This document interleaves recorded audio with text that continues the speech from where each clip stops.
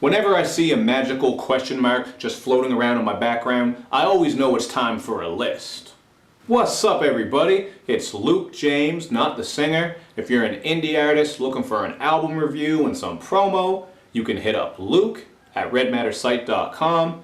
And what I have for you boys and girls today is my mid-year indie top 5. Now, first of all, I want to thank all the indie artists who have reached out to me and have brought some music to the channel, because I think it's a great little thing we have going on here, and it's a good way for people to hear some new upcoming artists. So if you didn't make this list, do not despair, because I will do a top 10 at the end of the year, and it's very possible that you'll make that one. And second of all, I want to thank all of you who watch these indie reviews and give back some constructive criticism, because that's what it's all about, man. I think it's pretty dope when my subscribers can help out these upcoming artists, and it's also pretty cool to see some of these artists coming together to work on music. So these are going to keep rolling along, but for now, we're going to jump right into this, starting at number 5 with Gil Thompson's album, Gods at War.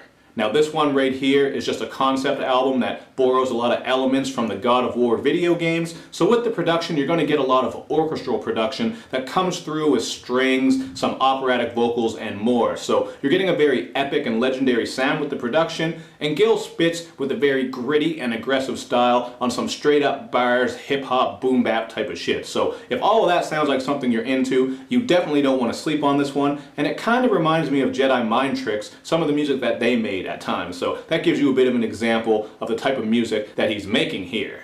Now coming in at number 4 is 420's album, My Way is the Highway. Now once you see the title, the cover art, and his name, you probably think this is nothing more than a weed-laced project, and while you are getting those weed elements, there's much more to this than meets the eye. There's a lot of great production. I think it's very varied. You're going to get some nice synth stuff, some bangers, some soul samples, and more, and a lot of this has a very commercial feel to it, so it sounds like he's ready to make that move and step up into the big leagues. Not to mention that he has some big league features on here with Dizzy Wright and Los. Now coming in at number 3 is Swych's album, Level Up 64. And if you like video games, you definitely want to peep this, because a lot of the production borrows from all these video games, from a lot of classic video games, including the Mega Man series, all the earlier ones, and also Mega Man X. So once you hear that, I know some of you video game fans are ready to check this out.